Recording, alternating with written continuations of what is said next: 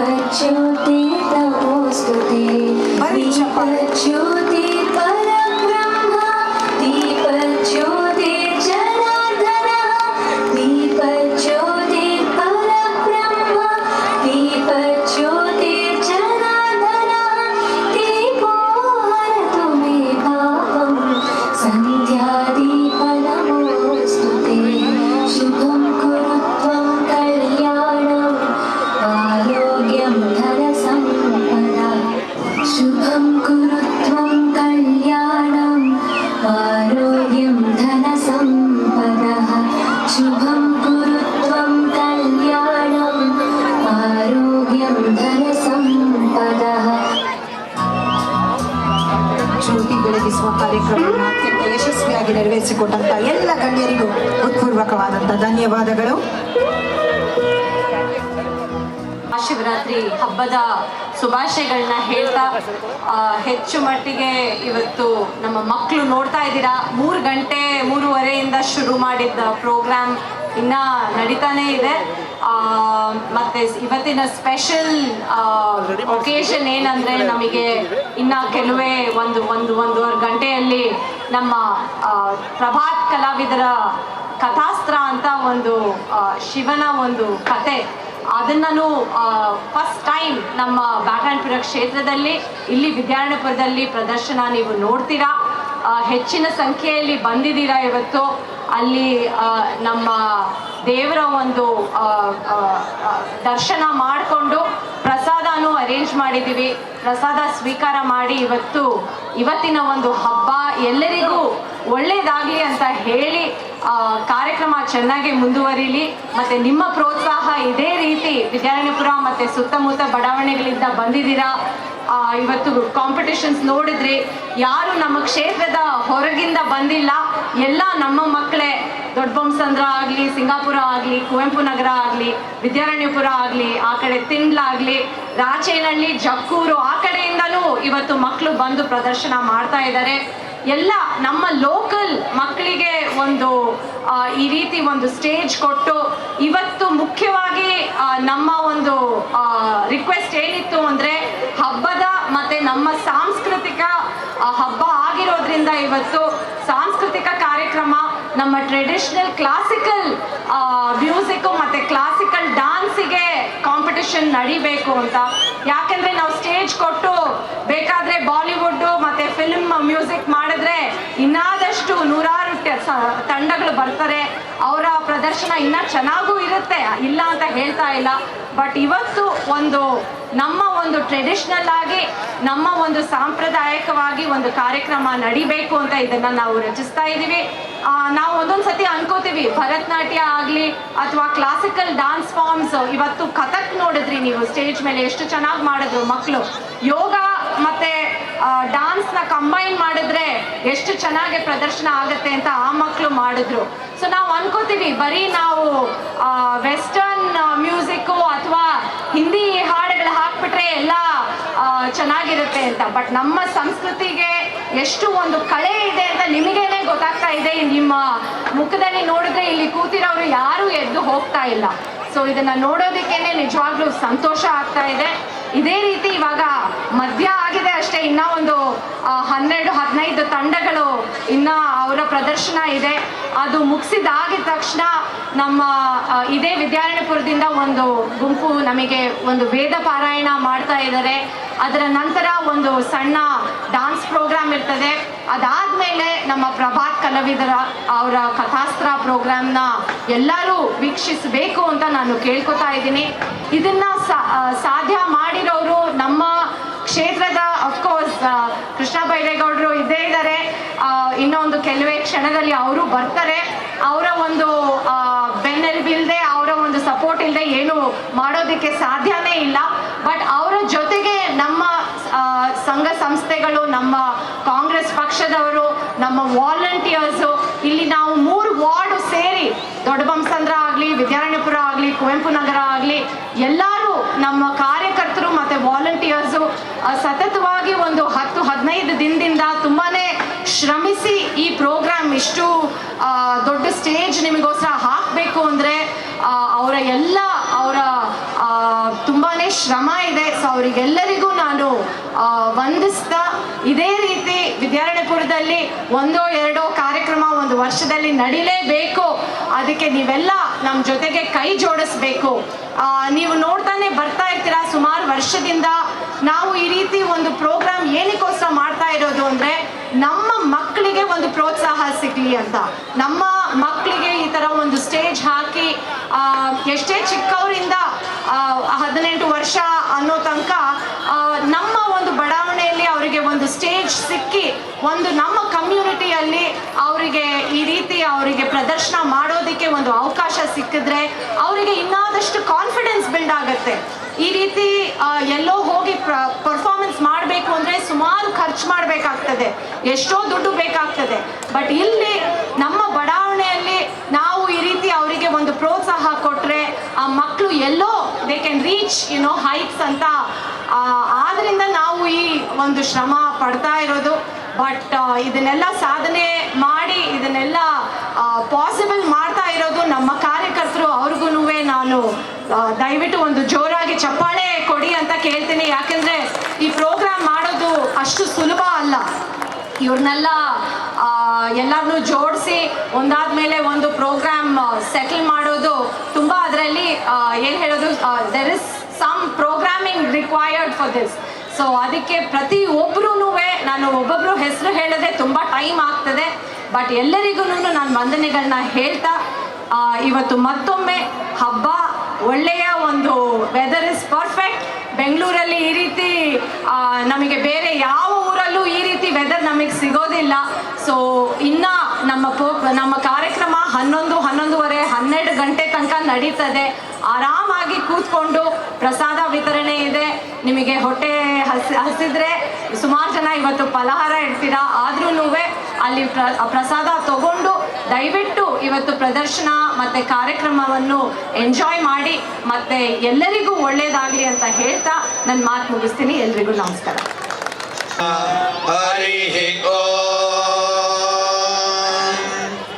ಗಣಾನಾನ್ ವಾ ಗಣಪತಿಂ ಹವಾಮಹೇ ಕವಿಂ ಕವೀನಾಮುಪಮಶ್ರವಸ್ತಮಂ ಜ್ಯೇಷ್ಠರಾಜಂ ಬ್ರಹ್ಮಣಾಂ ಬ್ರಹ್ಮಣಸ್ಪದ ಶೃಣ್ವನ್ನೋತಿಭಿಃ ಸೇದಸಾದನಂ ಶ್ರೀಮನ್ಮಹಾಗಣಾಧಿಪತಯೇ ನಮಃ. ಪ್ರಣೋ ದೇವಿ ಸರಸ್ವತಿ ವಾಜಭಿರ್ವಾಜಿನೀವತಿ ಧೀನಾಮ ವಿದ್ರ್ಯವತ್ ವಾಗ್ದೇವ್ಯೈ ನಮಃ. ಶ್ರೀ ಗುರುಭ್ಯೋ ನಮಃ. ಹರಿ ಓಂ.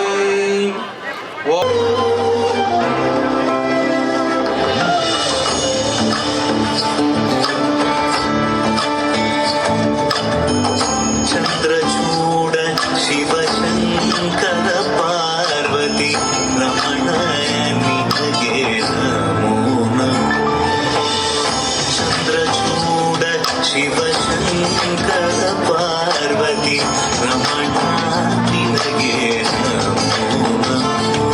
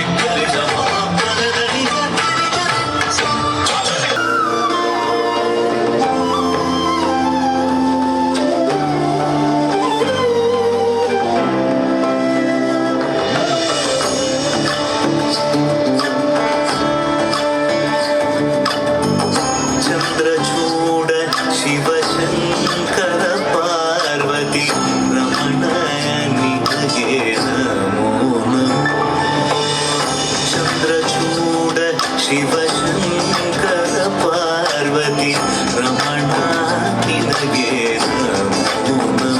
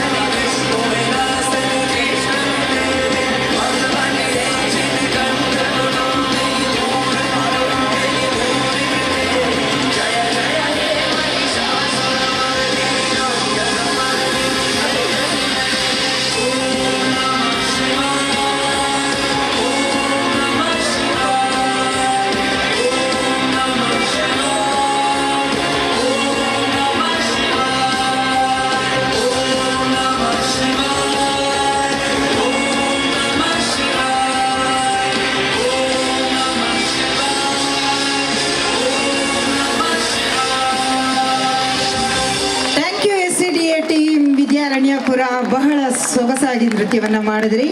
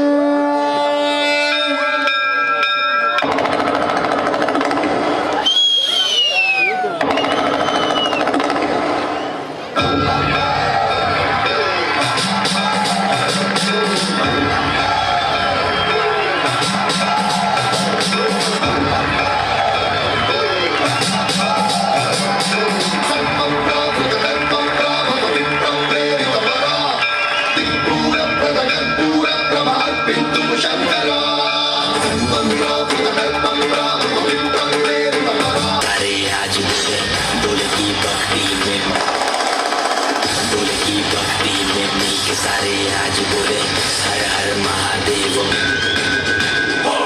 हर हर महादेव, महाकाल बम बोले, बम बोले, बम बोले, बम बोले, बम बोले, बम बोले, बम बम बम बम बम बम बम बम बम बम बम बम बम बोले।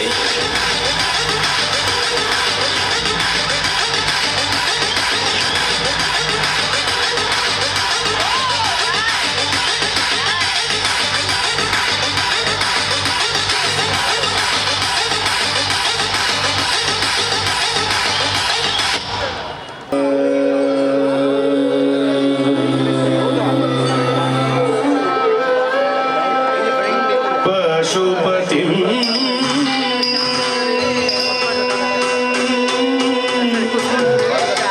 द्रुपतिं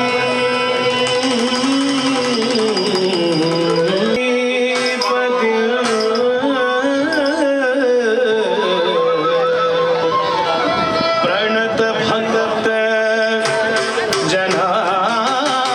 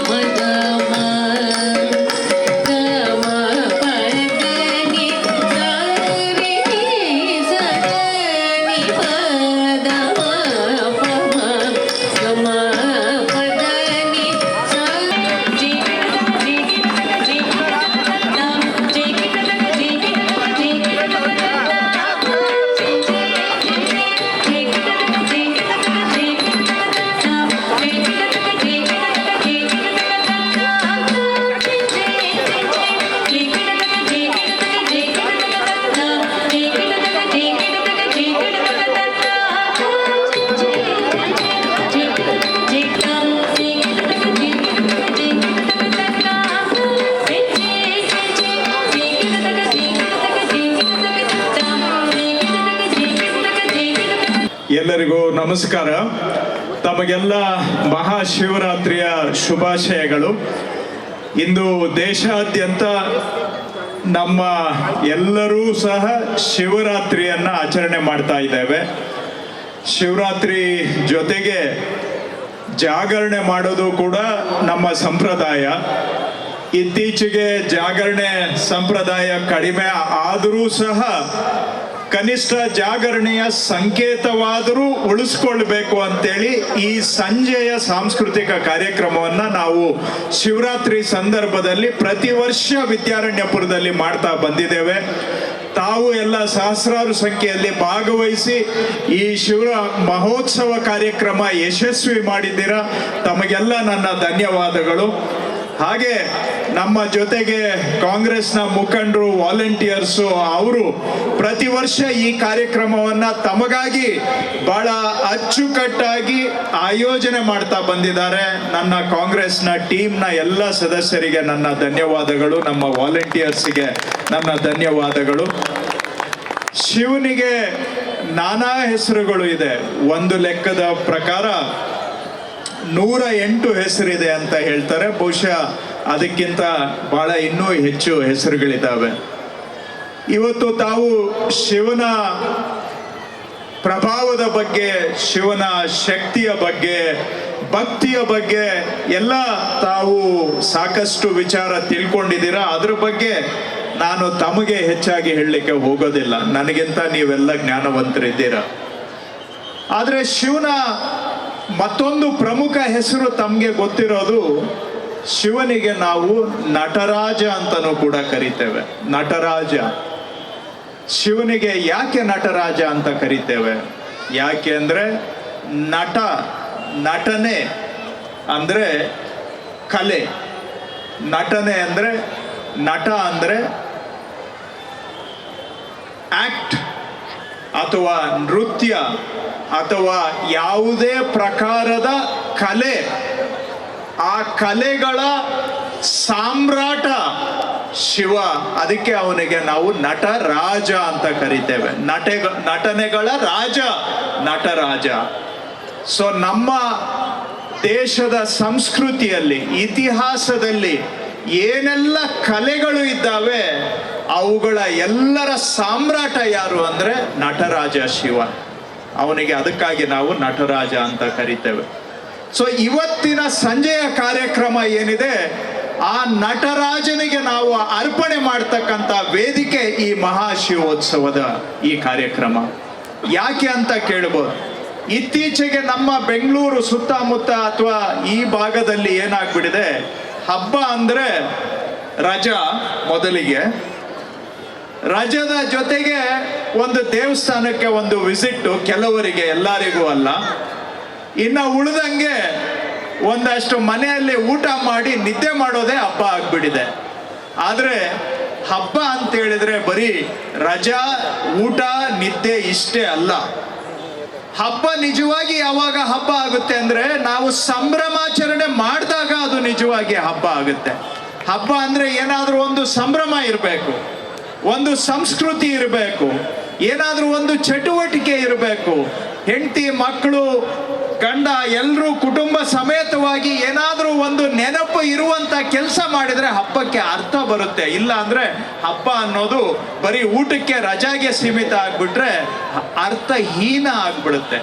ಹಾಗಾಗಿ ನಮ್ಮ ಹಬ್ಬಗಳು ಅರ್ಥಪೂರ್ಣವಾಗಿರ್ಬೇಕು, ಅರ್ಥಹೀನ ಆಗಬಾರದು ಅಂತೇಳಿ ನಮ್ಮ ಕ್ಷೇತ್ರದಲ್ಲಿ ಪ್ರತಿಯೊಂದು ಹಬ್ಬಕ್ಕೂ ಒಂದು ಸಾಂಸ್ಕೃತಿಕ ಕಾರ್ಯಕ್ರಮವನ್ನ ಮಾಡುವಂತ ಪರಿಪಾಠವನ್ನ ನಾವು ಮಾಡ್ಕೊಂಡು ಬಂದಿದ್ದೇವೆ.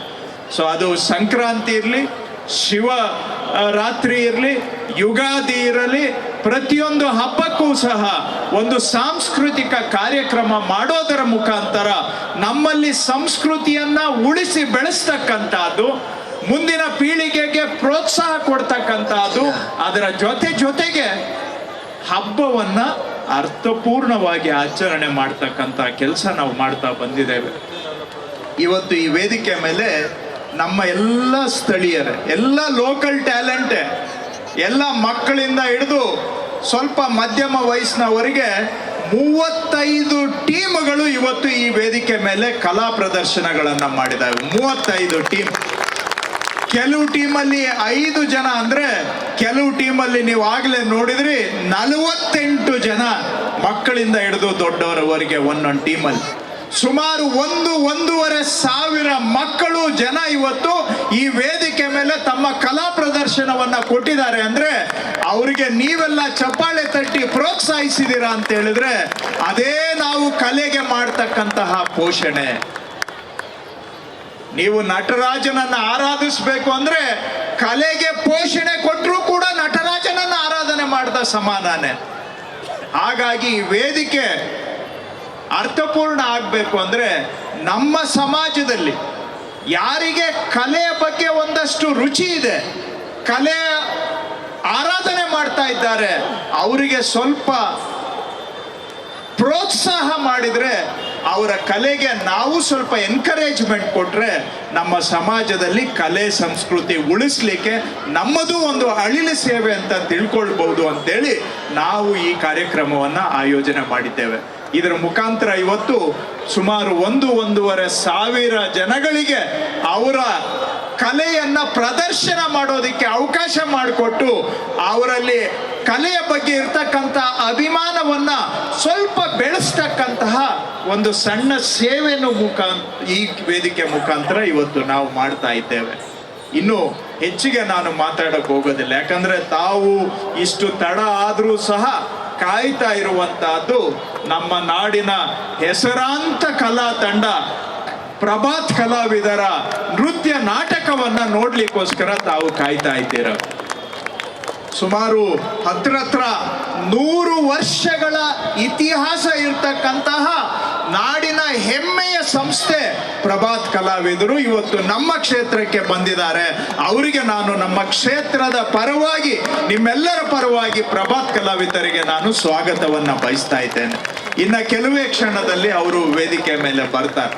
ಇವತ್ತು ಅವರು ನಮ್ಮ ಕ್ಷೇತ್ರದಲ್ಲಿ ಪ್ರದರ್ಶನ ಮಾಡಲಿಕ್ಕೆ ಆಯ್ಕೆ ಮಾಡಿಕೊಂಡಿರ್ತಕ್ಕಂತಹ ನಾಟಕ ರೂಪ ಡ್ಯಾನ್ಸ್ ಡ್ರಾಮಾ ಕಥಾಸ್ತ್ರ.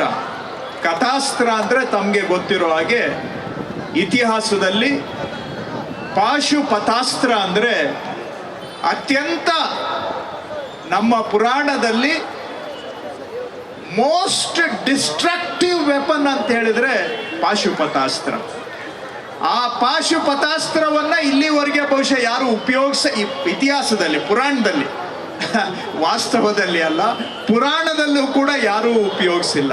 ಯಾಕೆ ಉಪಯೋಗಿಸಿಲ್ಲ ಅಂದ್ರೆ ಪಾಶುಪತಾಸ್ತ್ರ ಉಪಯೋಗ ಮಾಡಿದ್ರೆ ಯಾವ ಚರವೂ ಸಹ ಬದುಕಲಿಕ್ಕೆ ಸಾಧ್ಯ ಇಲ್ಲ. ಸರ್ವನಾಶ ಮಾಡ್ತಕ್ಕಂಥ ಶಕ್ತಿ ಇರ್ತಕ್ಕಂಥ ಅಸ್ತ್ರ ಪಾಶುಪತಾಸ್ತ್ರ.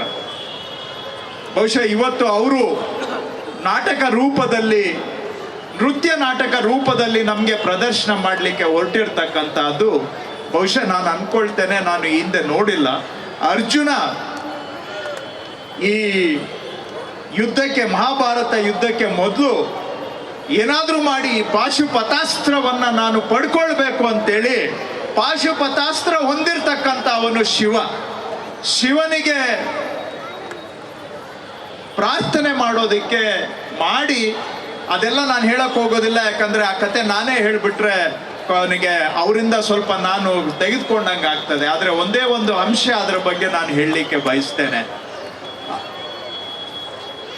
ತಪಸ್ಸು ಮಾಡಿ ಕೊನೆಗೆ ಏನೇನೋ ಆಗತ್ತೆ, ಎಲ್ಲ ಆಗಿ ಶಿವ ಕೊನೆಗೆ ಅರ್ಜುನನಿಗೆ ಪಾಶುಪತಾಸ್ತ್ರವನ್ನ ಕೊಡ್ತಾನೆ. ಮಹಾಭಾರತ ಯುದ್ಧ ಆರಂಭ ಆದಾಗಲೂ ಕೂಡ ಬಹುಶಃ ಅರ್ಜುನನ ಹತ್ರ ಪಾಶುಪತಾಸ್ತ್ರ ಇರುತ್ತೆ. ಆದರೆ ನನಗೆ ತಿಳಿದಿರೋ ಹಾಗೆ ಅರ್ಜುನ ಪಾಶುಪತಾಸ್ತ್ರವನ್ನು ಉಪಯೋಗ ಮಾಡೋದೇ ಇಲ್ಲ. ಯಾಕೆ ಮಾಡೋದಿಲ್ಲ ಅಂದ್ರೆ ಅದನ್ನ ಉಪಯೋಗ ಮಾಡಿದ್ರೆ ಸರ್ವನಾಶ ಆಗುತ್ತೆ ಅನ್ನುವಂತಹ ಕಾರಣದಿಂದ ಅರ್ಜುನ ಅದನ್ನ ಉಪಯೋಗ ಮಾಡೋದೇ ಇಲ್ಲ. ಅದನ್ನ ಬದಿಗಿಟ್ಟು ಬೇರೆ ಅಸ್ತ್ರಗಳನ್ನ ಉಪಯೋಗ ಮಾಡಿ ಯುದ್ಧದಲ್ಲಿ ಗೆಲ್ತಾರೆ ಪಾಂಡವರು, ತಮಗೆ ಗೊತ್ತಿರೋ ಹಾಗೆ. ಯಾಕೆ ಈ ಒಂದು ಅಂಶವನ್ನ ನಾನು ಹೇಳಲಿಕ್ಕೆ ಬಯಸ್ತೆ ಅಂದ್ರೆ, ಇಂಗ್ಲಿಷ್ನಲ್ಲಿ ಒಂದು ಪದ ಇದೆ, with great power comes great responsibility ಅಂತ. ನಾವೆಲ್ಲ ಸಣ್ಣ ಸಣ್ಣ ಅಧಿಕಾರ ನಮ್ಮ ಕೈಗೆ ಬಂದರೆ ನಮ್ಮ ತಲೆ ಕಾಲು ಭೂಮಿ ಮೇಲೆ ನಿಲ್ಲೋದಿಲ್ಲ.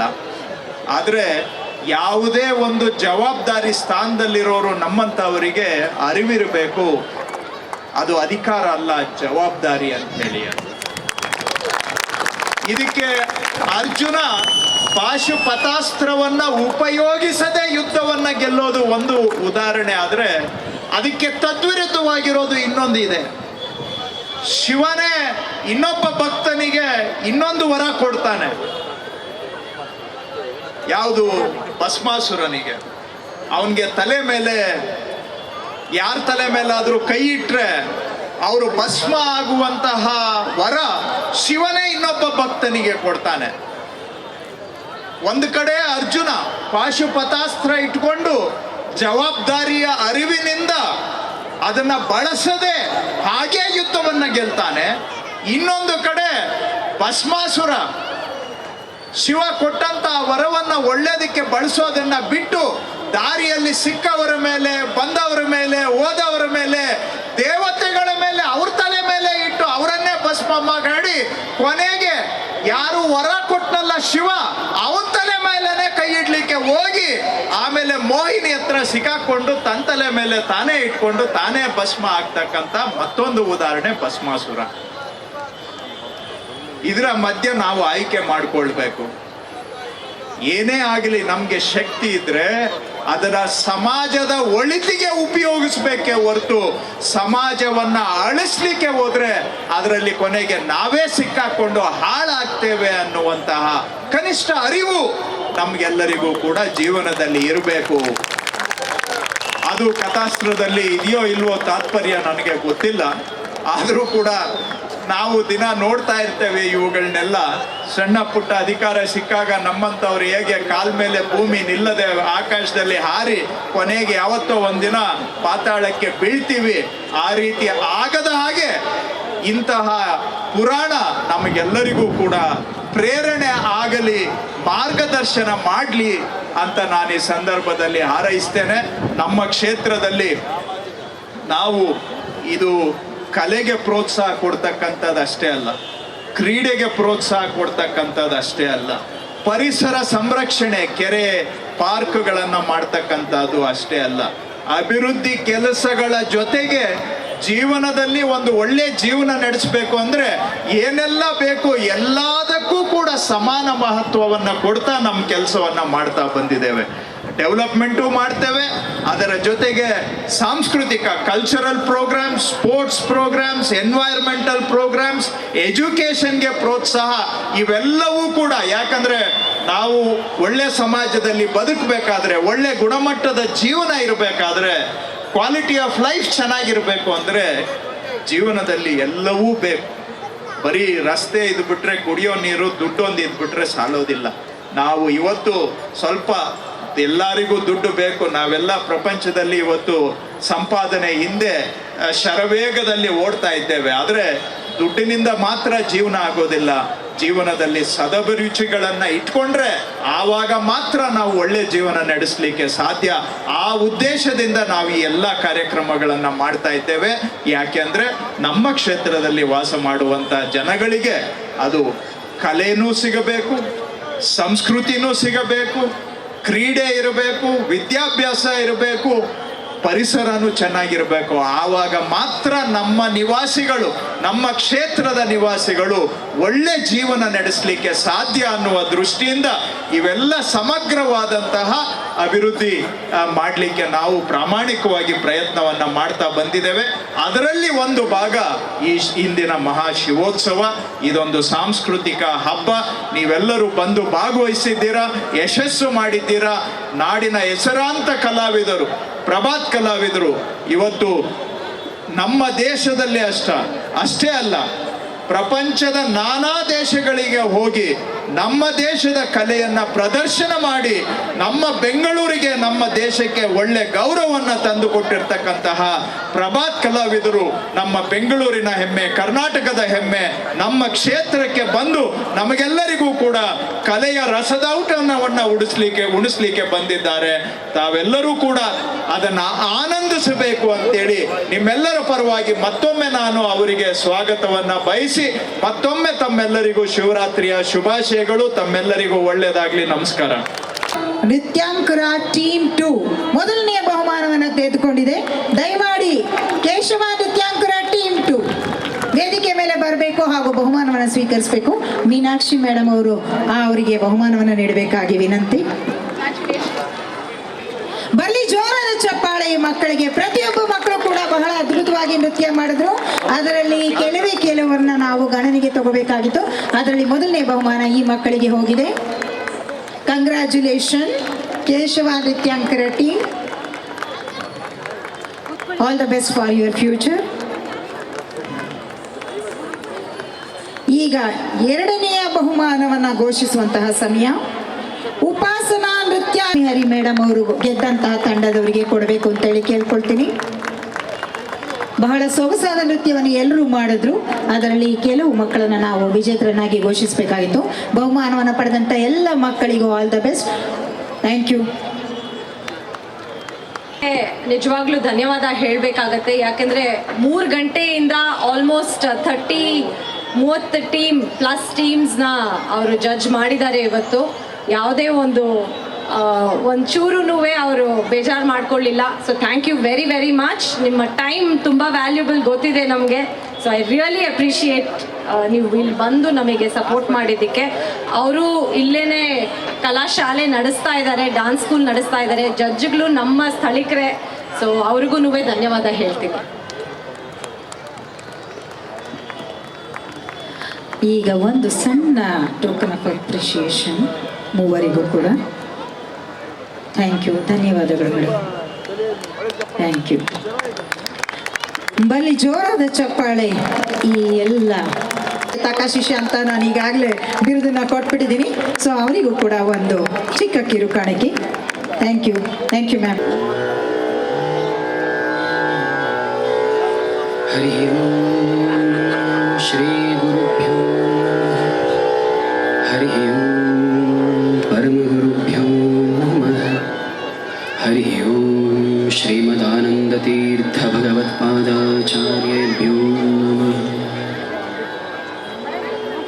नमः श्रीपादराजाय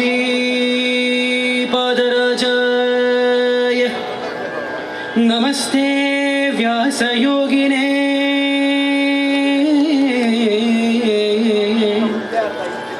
नमः पुरन्दरार्याय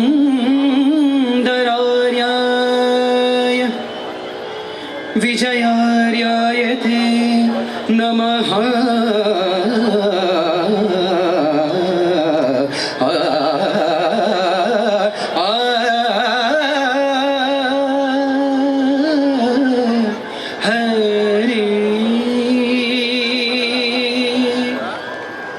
ಮನ್ಮನೋಭೀಷ್ಟದಾತಾರಂ ಸರ್ವಾಭೀಷ್ಟಫಲಪ್ರದಂ.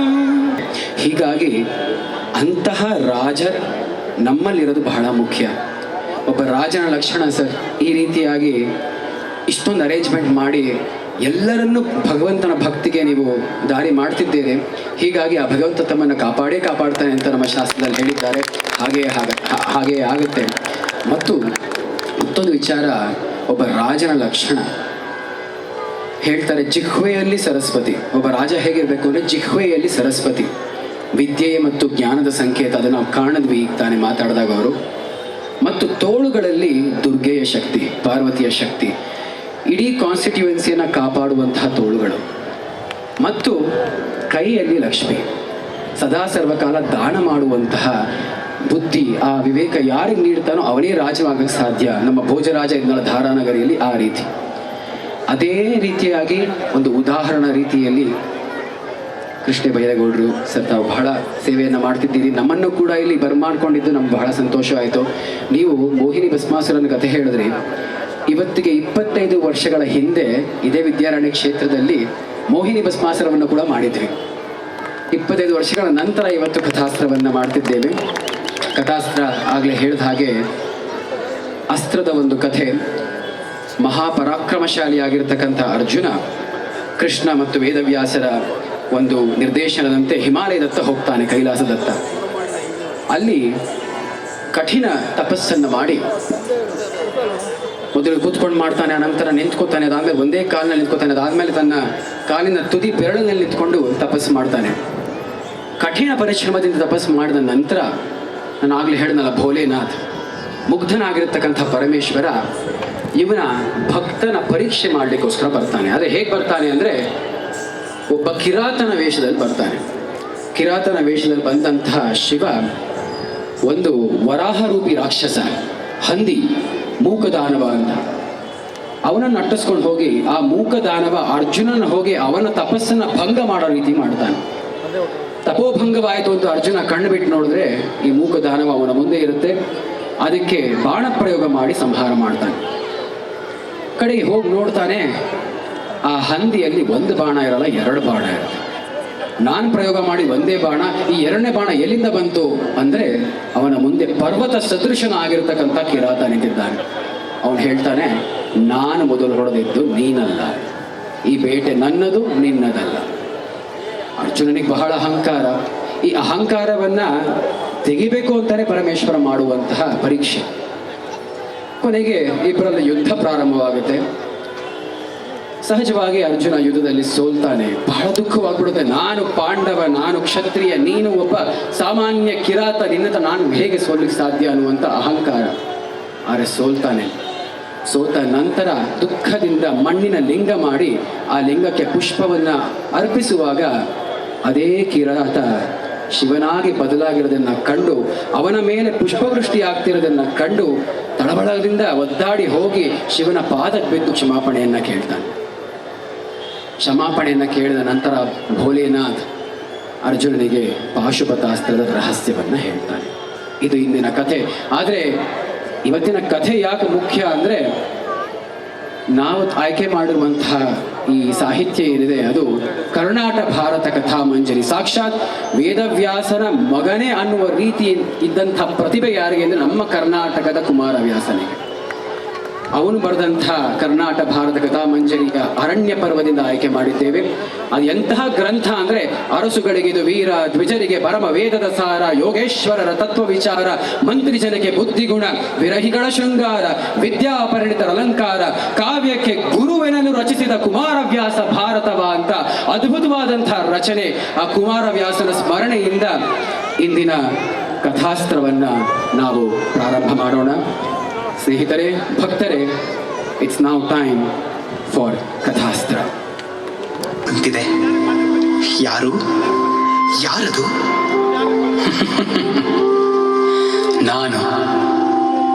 ನಾನು ಎಂದರೆ ಯಾರು? ನಿನಗೆ ಹೆಸರಿಲ್ಲವೇ? ಏಕೆ ವತ್ಸ, ನಿನಗೂ ಹೆಸರು, ಕುಲ, ಗೋತ್ರ ಇತ್ಯಾದಿ ಭ್ರಮೆ ಅಂಟಿಕೊಂಡಿದೆ. ನನ್ನ ಧ್ವನಿಯ ಗುರುತು ನಿನಗೆ ಸಿಗಲಿಲ್ಲವೇ? ಪರಿಚಿತ ಧ್ವನಿಯೇ. ಆಗಾಗ್ಗೆ ನನ್ನ ಧ್ಯಾನಾವಸ್ಥೆಯಲ್ಲಿ ಸೂಕ್ಷ್ಮವಾಗಿ ನಿರ್ದೇಶಿಸುವ ಸಂಗೀತಮಯ ಮಧುರಧ್ವನಿ. ಅದಿರಲಿ, ಇಂದೇಕೆ ನೀನು ನನ್ನ ಅಂತರಂಗದಿಂದ ಪ್ರವೇಶಿಸುತ್ತಿರುವೆ? ನನ್ನ ಸ್ಥಾನವೇ ಅದಲ್ಲವೇ ವತ್ಸ. ಅದಿರಲಿ, ಮರೆತೆಯೇನು? ಏನನ್ನು? ಅದೇ, ನೀನು ನಿನ್ನ ಧ್ಯಾನಾವಸ್ಥೆಯಲ್ಲಿ ಕಂಡ ಕಾವ್ಯ ಚಿತ್ರಣವನ್ನು. ಕಂಡದ್ದು, ಕೇಳಿದ್ದು, ಮೋಡಿ ಮಾಡಿದ ಗಾರುಡಿಗನ ಮುರಳಿಗಾನ ಮಾತ್ರ. ಮುರಳಿಗಾನವೇ? ಬಿಡು, ನಿನ್ನ ಕಾವ್ಯಕ್ಕೆ ಅದೇ ಕೊಳಲೆ ಪ್ರೇರಣಾ ಕವಿಯಾಗುತ್ತದೆ. ಇನ್ನು ಹೆಚ್ಚು ಕಾಯಿಸಬೇಡ. ನೀನು ಯಾರೆಂದು ಸ್ಪಷ್ಟವಾಗಿ ಪರಿಚಯಿಸಿಕೊ, ನಂತರ ಕಾವ್ಯ ರಚನೆಯ ಮಾತು. ವತ್ಸ, ನನ್ನ ಪರಿಚಯ ನಿನಗೆ ಅಷ್ಟು ಅನಿವಾರ್ಯವೇ? ಹಾಗಾದಲ್ಲಿ ಕೇಳು. ಋಷಿರ್ನಾಂ ವೇದವ್ಯಾಸೋ ಮಹಾಮುನಿ ಛಂದೋನುಷ್ಠುಪ್ ತಥಾ ದೇವೋ ಭಗವಾನ್ ದೇವಕೀಸುತಃ ಶ್ರೀ ವನಿತೆಯರಸನೆ ವಿಮಲ ರಾಜೀವ ಪೀಠನ ಪಿತನೆ ಜಗಕ್ಕೆ ಅತಿ ಪಾವನನೆ ಸನಕಾದಿ ಸಜ್ಜನ ನಿಖರ ದಾತಾರ. ಇದೇನಾಶ್ಚರ್ಯ! ಕವಿಯ ಪ್ರವೇಶಕ್ಕೆ ಮುನ್ನವೇ ಅವನ ಕಾವ್ಯದ ವಾಚನ ನಡೆಯುತ್ತಿದೆ. ಇದು ಸಹಜವೇ ಅಲ್ಲವೇ ಕವಿವರ್ಯ? ಕವಿಯನ್ನೂ ಕೂಡ ಕಾಯುವುದಿಲ್ಲ ಅವನ ಕಾವ್ಯ. ಅದರ ಮಹತ್ವವೇ ಅದಲ್ಲವೇ? ಹಾಗಾದರೆ ನೀನು ಕವಿ, ನಾನು ಲಿಪಿಕಾರ ಮಾತ್ರ. ಓ ನನ್ನ ನೆಚ್ಚಿನ ದೈವ ಶ್ರೀಕೃಷ್ಣನೇ, ನೀನು ಹೇಳುತ್ತಾ ಹೋಗು, ನಾನು ಬರೆಯುತ್ತಾ ಹೋಗುತ್ತೇನೆ. ನಾನು ಹೇಳುವುದಿಲ್ಲ, ನನ್ನ ಕೊಳಲೆ ಆ ಕೆಲಸವನ್ನು ಮಾಡುತ್ತದೆ. ಎಷ್ಟಾದರೂ ಕೊಳಲ ಸ್ವರದ ಮೋಹಕತೆ, ಮಂತ್ರಶಕ್ತಿ ಇರುವುದು ಕಾವ್ಯಕ್ಕೆ ಮಾತ್ರವಲ್ಲವೇ? ಭಾಮಿನಿಯ ದೈವಿಕ ಪ್ರೇಮದಂತೆ ಷಟ್ಪದಿ ಮೂಡಲಿ. ಆರಂಭಿಸು ಲಿಪಿಕಾರ ನಿನ್ನ ಕಾವ್ಯದ ರಚನೆಯನ್ನು. ಆರಂಭಿಸು ನಿನ್ನ ಕೊಳಲಿನ ಪ್ರೇರಣಾ ಕಾವ್ಯವನ್ನು. ಈಗ ತಿಳಿಯಿತು, ವೀರ ನಾರಾಯಣನೇ ಕವಿ.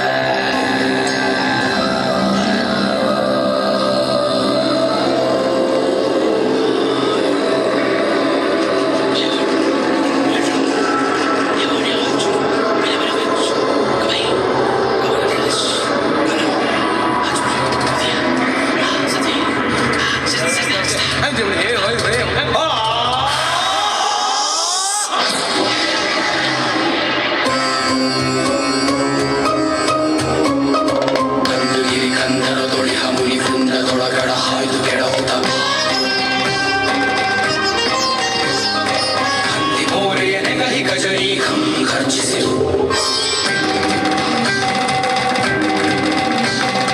ಹಂದಿ ಬೆದರುತ್ತ ಗೋಳು ಇಳುತ್ತ ಇಂದು ಧರಣೆ ಬಲ್ಲ ಶಿವ ಶಿವ ಎಂದು ಬರೆಯಿದೆ ಕೇಳಿ ಕತ್ತರೆ ಕೆತ್ತನ ಮಾರ್ಗ.